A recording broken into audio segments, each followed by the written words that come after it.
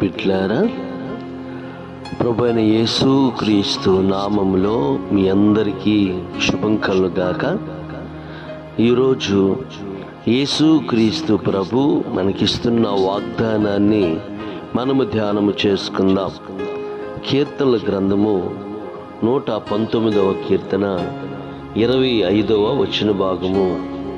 నీ వాక్యము చేత నన్ను బ్రతికింపుము.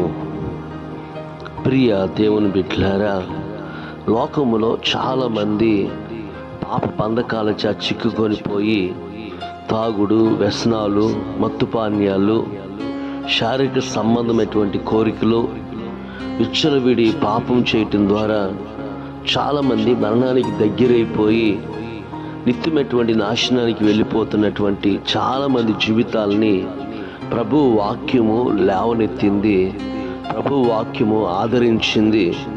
అంతేకాదు, దేవుని వాక్యము వారి జీవిత నిత్య జీవానికి, పరలోక రాజ్యానికి నడిపించింది. ప్రియ దేవుని బిడ్డలారా, గమనించండి, ఆ వాక్యమే చాలామంది జీవితాలను బ్రతికించి నిత్య జీవాన్ని, పరలోకాన్ని అనుగ్రహించింది. ప్రియ దేవుని బిడ్డలారా, ఇద్దరు నీ జీవితం ఎలా ఉంది? అనేకమైనటువంటి వ్యసనానికి బానిస అయిపోయి చీకటి జీవితాన్ని జీవిస్తూ ఉన్నావా? ప్రభు వాక్యమందు విశ్వాసం ఉంచి ఆయన మార్గంలోనికి రా. నీ జీవితాన్ని ప్రభు బ్రతికించి నీకు నిత్య జీవాన్ని, పరలోకాన్ని అనుగ్రహిస్తాడు. ప్రార్థన చేసుకుందాం, కళ్ళు మూసుకుందాం.